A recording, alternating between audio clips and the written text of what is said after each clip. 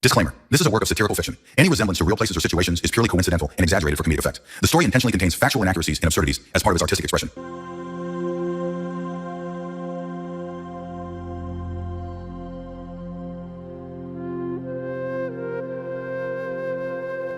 Whispers in the sands, falling meadows, underneath the stars where the ocean flows. In the life that holds, secrets unfold, echoes of the past in this story told. So I'm in another interesting location in Abu Simbel now. We've been traveling like crazy. We're usually up at 3 in the morning, going to these places, and then don't usually get to the next place till like the nighttime, have dinner, and go to sleep basically, and that's what we've been doing. But now we're in Abu Simbel. It's like a spiritual boot camp, isn't it? Yeah, it is. It's like a spiritual boot camp. Early morning starts, Yeah. and, late nights, and travel in between. But it's worth it. You know, you get to see these places when the sun first hits them. It's beautiful. Yeah, it's incredible. So do you want to maybe say what we were doing here today?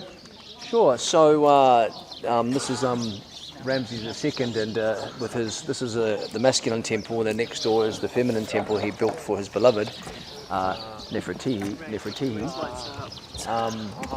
And yeah, this is about the unification of the feminine and masculine kind of anchoring we did today, so that the feminine and the masculine stand equal together in sort of unity. We also revived one of the Tree of Life spheres. As we've been mentioning, the Tree of Life has had a severing through some of the key pieces. There was originally pre-fall, there were 12 working spheres within the Tree of Life, and then energy, frequency and consciousness would move through the spheres, through us, and help support our eternal architecture. Originally when the Tree of Life did come through the lineage of the Judaism and the Kabbalah, they only gave us 10 spheres, and then later in the early 19th century they gave us Dart, which was the 11th. So a lot of this trip is about restoring the 12 tree architecture, 4 of which have been severed, and 2 now of those 4 are now opened, and so the frequency and current can move through. And this was really a severing of the feminine consciousness and energy moving through this realm. So a lot of this has been healed and repaired, and it's the feminine consciousness, the original Shekinah, is now moving once again through this realm, which is super exciting. I think women everywhere will notice changes in their womb space, potentially coming off the lunar cycles. Our original coding for the feminine rhythm was more in a solar cycle. So yeah, I think there's been a few shifts here.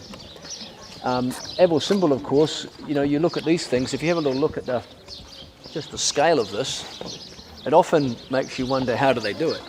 You know, it kind of like is, it's extraordinary, the size and the scale. And I think one of the questions came out earlier was how did this happen? How do they do that? So, Yeah. I mean, Yeah, that's the big question. And so, of course, I think... Well, let me ask you first, is this all art, like, because that looks like stones, right? So did they build this from like scratch, do you think? Well, I think... Or was this like a mound? I think this is a big mound that they've gone into. I have to check with the Egyptologists. There are several temples that have been moved. I don't know if this is one. I don't think this one's been moved, because what is crazy about this place is that 2 days a year, on February the 22nd and October the 22nd, that sun lines up so perfectly, it shines its light in a particular time window all the way down to the gods that are depicted at the back. Oh, wow. And there's a number of gods that are depicted there, and there's one that's in the underworld, and the sun shines on all the gods except the one in the underworld. So it's quite incredible. Very interesting. Hi. You're having a video, you can come in. Okay, look. But anyway, the current explanations, of course, are trying to think with human understanding as to, you know, did that get made with human power and chisel, but which, you know, if you think logically, it's quite ridiculous. But I'll give you at least my insights currently as to how this might have been constructed. For those of you that are into sort of this more esoteric comprehensions, our planet has previously been in the pre-fall state, in a realm of consciousness where our Earth was sort of more hosted in 5th, 6th dimensions, 7th dimensions, and it's been higher. But a lot of these temporal spaces were created before the fall. Our planet fell in density from that realm down into the 3rd dimension. And of course, the rules of physics are slightly different as you go up into higher dimensions. So it is my understanding and sort of knowing at this point that most likely these enormous structures, including how some of the other structures around Egypt were created, were using, and I know that you're into plasma, but they had plasma flame technologies that were amplified with their intention and sound frequencies. So they would come together, use this flame plasma technology, amplify it with their intention and sound vibrations, and that would literally carve the matter, because the matter wasn't as strong and fixed in form because they're at a higher dimension. So things were a little bit more malleable, and the flame plasma technology that has been lost and maybe slowly starting to come back.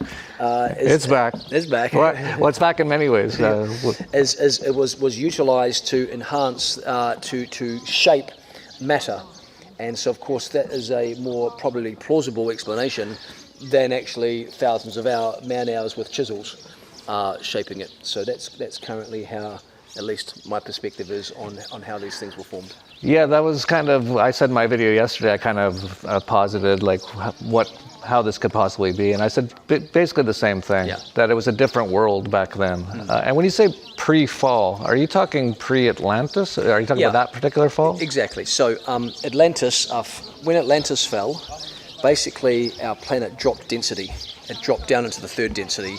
There was a lot of interference in Atlantis at that point, and let's call it the exploration of technology and science was taken to an extreme direction that was no longer crystallically aligned, and there was a big clearing of the decks. Essentially there was a large pyramid that was a crystal generator, and the technicalities of how is that the scientists went into ego, the massive crystal generator that was inside the largest pyramid in the world, which is actually not Cheops, but it's actually underneath the Bermuda Triangle. There's a massive large pyramid underwater there, and that was one of the ones that fractured, and it split and created a time wormhole, and that's why there's still funky energies around the Bermuda Triangle and things move in and out of dimensions. But that created a massive cracking of the grids, and our planet fell from 4th, 5th, 6th dimension down into 3rd. It was stationed up at sort of, our planet's consciousness, the soul of our planet's called Tara. Tara fell into what we now call Earth. And a lot of these structures were already sort of preset. And of course, when the planet fell, boom, it came down and everything solidified a lot more tighter. And we were cut off from all the wisdom, all the knowledge, all the understanding. And actually, the humanity needed to get seeded again, and so this was the 3rd seeding of humanity, and we're left with some of the relics from the pre-fall state, trying to come unto our understanding of it.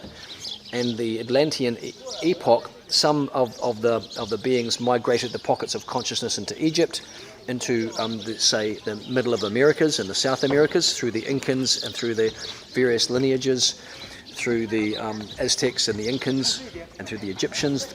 Pockets of knowledge and fragments were kept, but not the whole picture. And I think we are on the trajectory of moving a spiral of our consciousness as a species back again, for our planet to eventually move back up into its pre-fall state. And a lot of the seeding of that is happening now, and a lot of the seeding, I think, in the next few years will mean this dissolving of the existing systems that hold our planet in the way that we are today, and new systems will start to form that will be more aligned with us back up again in our pre-fall state. Sounds awesome. Sounds awesome. Hold on for the ride. Yeah. So according to you, basically a lot of things are going to shift over the next few years, like a lot, and a lot for the better, right? I think a lot for the better in the long term. I think a lot of people, depends what station of consciousness you're looking at things. Right. If you're caught up in fear and survival and scarcity and worry and anxiety, it's going to be scary. Yeah. Because everything you've got your structures upon and everything you're getting stability upon are held on the outside of you. The secret to thriving through this age is to know that your inner stability comes from the inside, not from anything you have externally. Right. And until you get that stability on the inside, you're going to probably enter into extreme worry or fear and anxiety as the external structures start dissolving.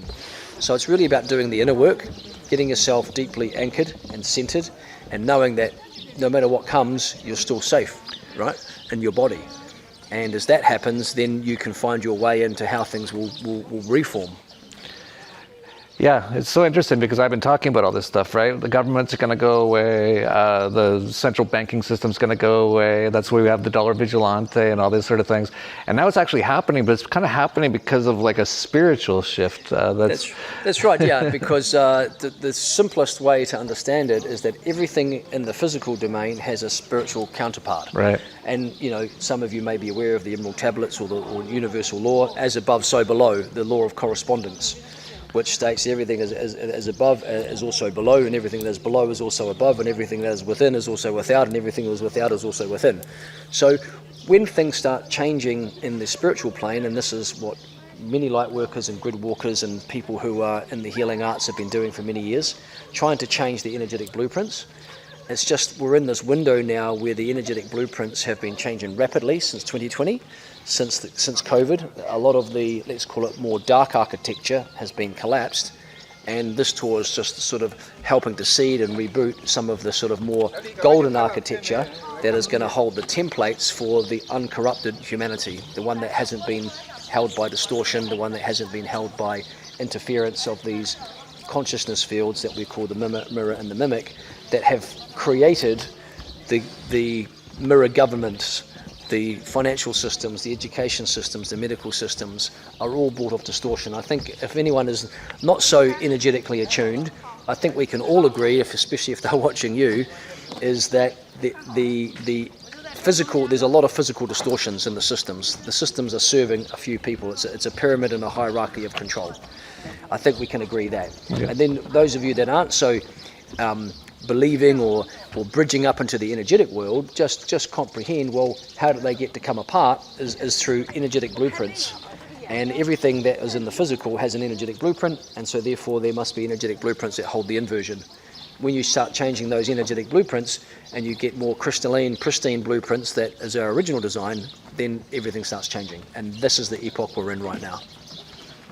Very interesting times for sure. And a lot of the people who are all been talking about this happening and like doing the work and all that kind of stuff are all going to be at Anarchapulco like yourself. Yes, I'm going to be there. I'm really looking forward to having a discussion on this, and maybe even potentially bridging up into the following up days you have, talking about something new that's maybe starting to seed itself in terms of consciousness, is the Christic Quantum Financial Operating System.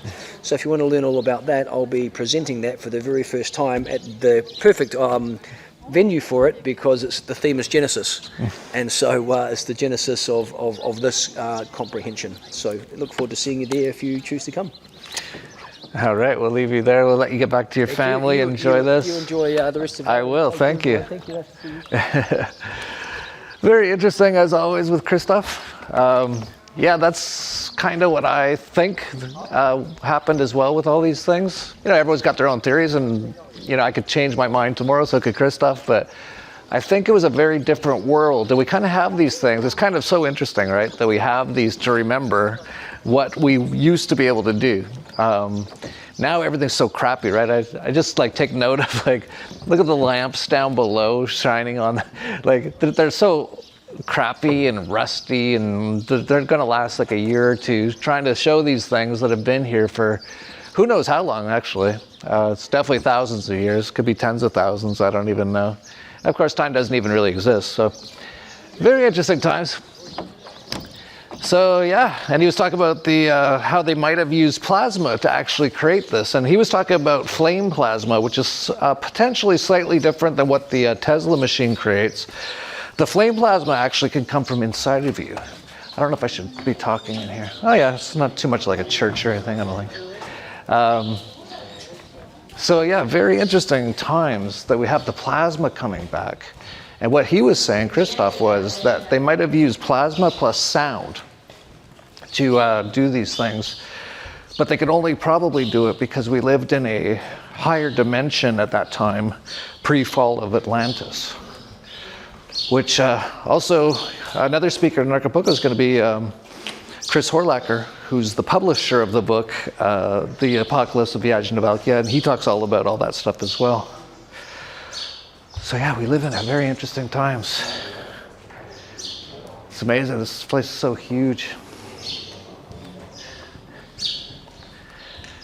And yeah, it's been, we're just going like nonstop, like every day. It is a spiritual boot camp, basically. But it's also been quite incredible. We still got a long ways to go still. Some people might be wondering, like, oh, Jeff, if you guys are doing this, why isn't the system stopping you? Well, in my opinion, we're actually protected. And even beyond that, I would still do this, even if I thought that they would try to stop us. And they have been trying to stop us. They've been trying for like decades. But yeah, so we have no fear of that. I have no fear of anything, actually. It's all a 3D video game that we created for ourselves. And this is the end game. So hopefully for you personally, your end game goes well. We are in the final stages. The end bosses are coming. And like Christoph said, what you need to do is do the work on yourself. This is what I've been saying for years now. And I know a lot of people probably can't get their head around how much things are going to change. But it's actually all for the good. But if you're in the wrong mindset, if you're like still stuck to, I need my, the life the way it used to be, with all my mortgages, my leases, and my job, and my sports ball and all that, I think a lot of that's going to be going away. And so if you're still tied to that, that's going to be one of your things that you're going to have to let go of to move on. But if you've already let go of those things, like basically I have, then this is all just great and awesome. So incredible. So I think I don't even know where we're going. Oh, we're going on the Nile now. Actually, right here, just so you know, we're just like a few miles, I think, from the Sudan border. Wasn't that one of the places that Wesley Clark wanted to attack, or the Pentagram wanted to attack or something? But yeah, so we're pretty deep south in Egypt now. I think we're working our way back up now. And yeah, just, get in the mindset of getting ready for the new world. In the new world too, like some of the cryptos that might exist will be things like Monero and Pirate Chain. It won't be Zcash, because that's a Israeli CIA money honeypot. Oh, I take some pleasures in this video game. Of course I do. And one of my latest pleasures is seeing Zcash drop dramatically, Ztrash, which is total garbage. And Monero flipping it dramatically, actually. Monero's actually been outperforming a lot of things lately. Zcash has been dropping like a rock. So I take a little bit of pleasure in that. I think things like Monero, Pirate Chain, they might be a part of the new world. I don't know. Of course, things like gold and silver. Silver's at all-time highs right now. What are we even talking about? The dollar vigilante since the get-go. Gold, silver, and then soon after, crypto, Bitcoin, when it was $3. And now we're like, yeah. Well, some of us still hold it. I still have a bit too. But do I care? But do I believe in it? Is it that passion? This is going to take down the system? No, it's not. Zero. Anyway, he's ready for the new world. He was built for the new world. And who knows how it's going to go. But it's going to go awesome in my opinion. I'm having the best apocalypse. Yeah, who knows how it's all going to go. But really, you just got to do the work and have no stake in the outcome, like Max Egan. It's so interesting how all this stuff's, like Max Egan's going to be speaking in Anarchapulco. He's talked all about how they're going to put us into the mainframe. That's kind of what they're doing with this AI stuff. Christoph actually is going to be releasing a document on how, sort of in a Christic world, how to deal with AI. I think it's going to be very helpful to a lot of people. And you know, everyone's got a lot of questions, like how's this AI stuff going to work out? Who knows? And you know, I've had a few people mention, oh, you use AI for some stuff, Jeff. You're like evil or something. It's like, listen, I use whatever is available to get this information out. That includes the internet, that includes computers. That is just another arm of what AI has become. So yeah, I will use their technologies, just like Luke Skywalker in Star Wars, you know. Use their stuff against them, and use the Force. And what is the Force? It is connection. So yeah, get ready for all that stuff. We're going to also have the Tesla machines. We're going to have 2 at Anarchapulco running full time. There's going to be, I don't know if she'll be running it this time, but she ran it at Librapolka. That's my daughter Naomi. And she is actually a Tesla machine pro now at this point. She's done like so many different people. And but she actually might be moving on to do something really incredible herself. She's got an incredible opportunity. So I don't know if she'll be running it at Anarchapulco, but we'll have Vanessa will be there. She actually ran it at Anarchapulco this year, and she's super awesome. And yeah, like I said before, just get into those sort of things that the New World stuff, right? Get prepared for the New World, and part of it's definitely going to be plasma. And the Tesla machine is such a huge thing. Like, there's nothing else out there. There's no club of like 1,000 people at this point, all working with plasma and all discovering new things about it. Some people have discovered new ways to improve it, to transmit it better. Tesla's also doing that themselves. They are.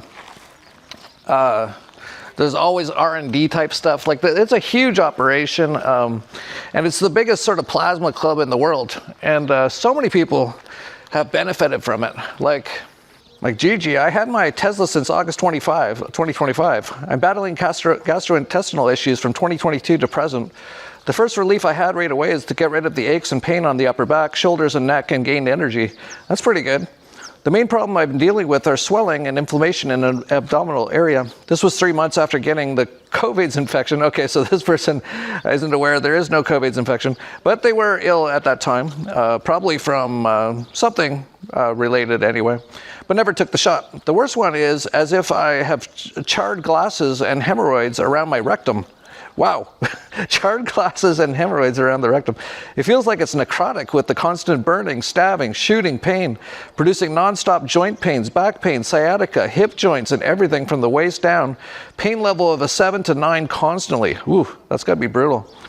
Or was brutal because it's gone now, I think. I eat the colon swells. I poop, the colon swells. My functional doctor said it's, yeah, dysfunctional doctor. I have to correct this person a few times here. They're a little off on a few things. My dysfunctional doctor said it seems I have either Crohn's, ulcerative colitis, and IBS. I had diverticulosis in one of my MRI. I assumed it ended up becoming diverticulitis, whatever that is. These are all just stupid names from stupid doctors.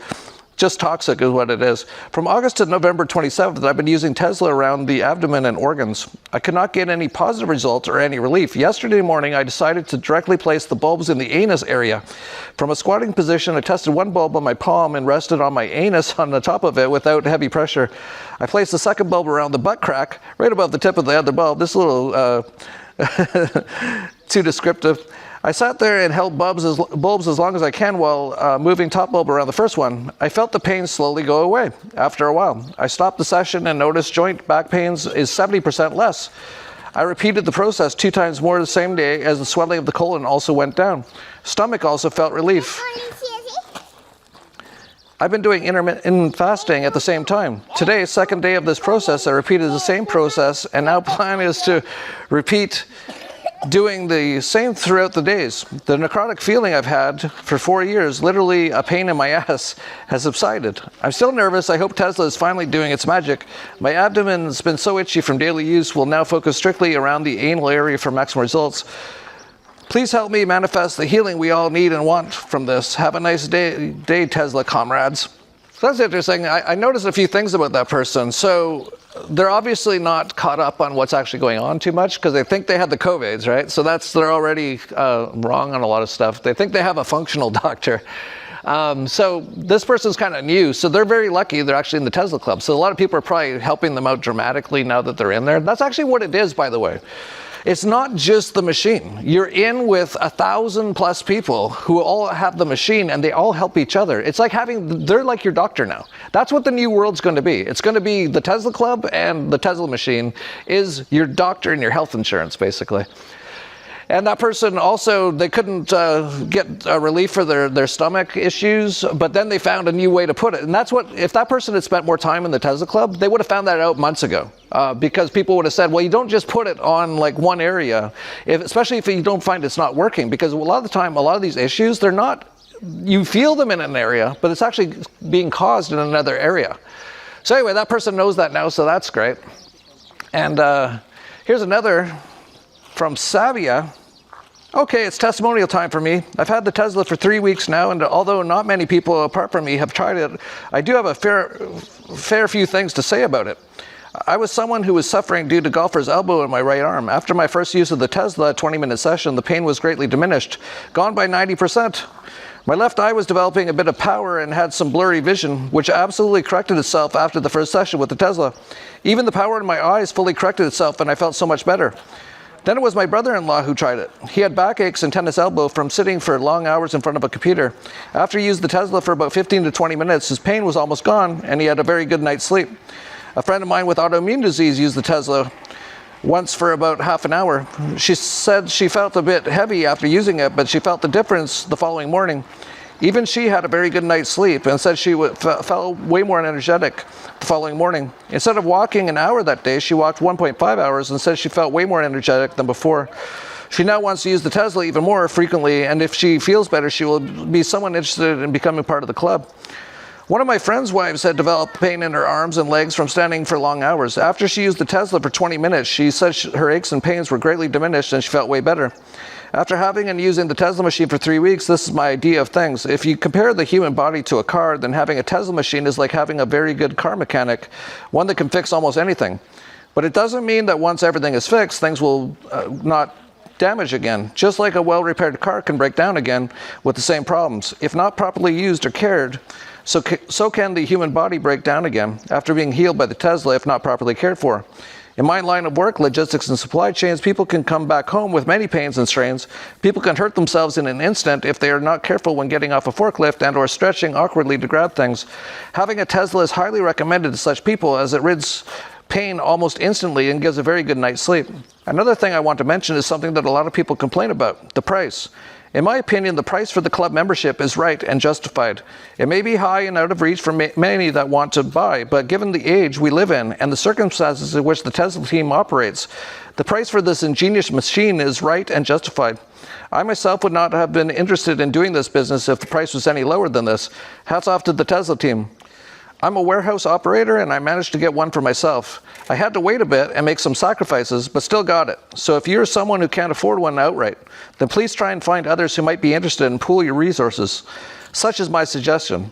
But please don't complain about the price. The science and technology behind this machine is truly remarkable.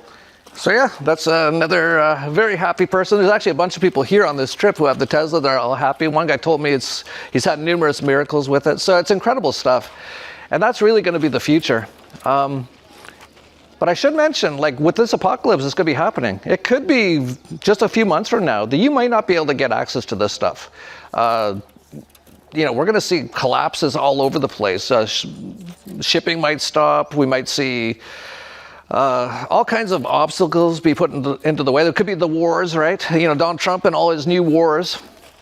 So I would just say to people out there, if you really want to get access to this stuff, you might want to hurry up on it.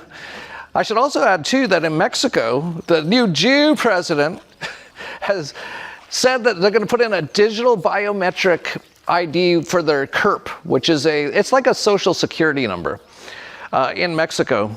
And it's actually going to come into effect in February, which is very quick. And even that alone, because I know the Tesla people are like, well, we're not going to use any of these biometric things. So it's possible. I don't know if it will happen, but it's possible that what they might actually basically shut down from in Mexico production if they can't get out the machines. If they have to show biometric digital ID, they're not going to do it. Now, they might find a workaround, like a third middleman sort of a person. But I just wanted to throw that out there, that it's possible even that as well. By February, they might shut down because no one at Tesla, they actually already had like a full company meeting telling everyone about the digital IDs. If you get a digital ID, you're going to be fired. So it's kind of the opposite of what most companies on Earth do. You also will not be allowed to work there if you've ever taken a COVID vaccine. And also if you're Jewish, which makes perfect sense, really. So anyway, I think I'll leave it there. We're having a great time here. I'm having a great time with my daughter. I'd like to thank her again for the great camera work. I was kind of worried, like we're in the middle of nowhere. We're in the Sahara Desert in Sudan almost, and my selfie stick broke.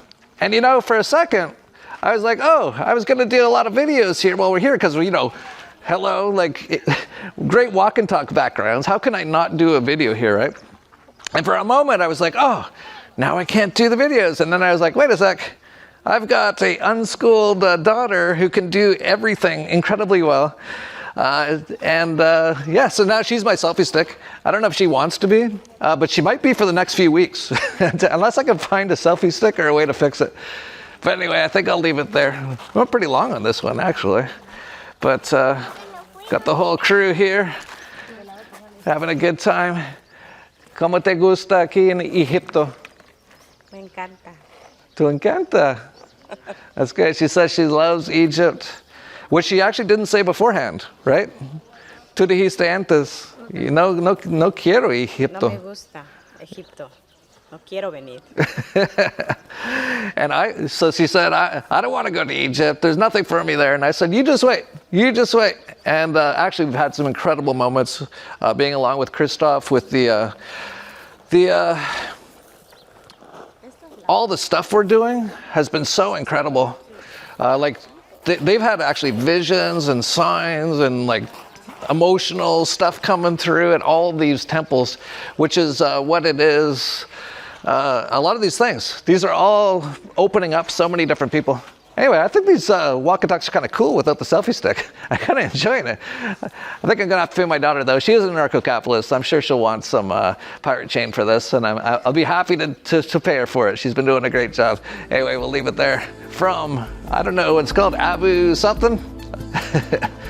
And we'll be back probably soon.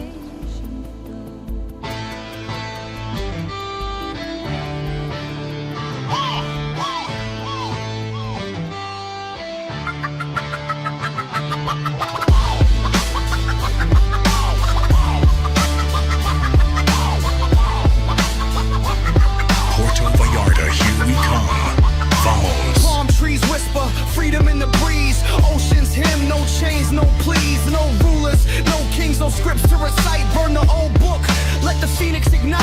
Rebirth on the sand, where the rebels convene. A genesis scene, mind sharp and keen. Dollars to dust, trust in the soul. Anarchapulco, where we break the mold. Anarchapulco, where the spirit flies. New dawn, breaking under open skies. No masters, no limits, no chains to choke. This is freedom's fire, Anarchapulco spoke. Anarchapulco, where the spirit flies. New dawn, breaking under open skies. No masters, no limits, no chains to choke. This is freedom's fire, Anarchapulco spoke. Beach bonfire starts spark like flint. Ideas ricochet, no permission, no stint. Borders dissolve, minds expand. Every soul sovereign, every mind grand. No contract signed, just a handshake truth. Ancient wisdom reborn in the fountain of youth. Rules crumble like castles at high tide. Revolution lives where the dreamers reside. Golden horizon, the birth of the free. Echoes of laughter, the waves decree. Freedom is anthem, a beat in the chest. Anarchapulco, where the restless rest.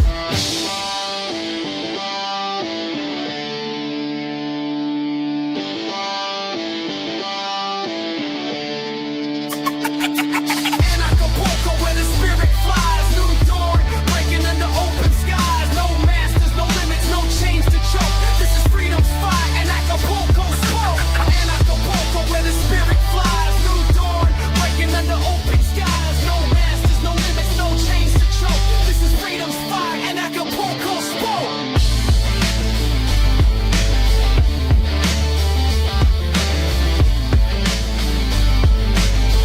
with performing artist Ayame.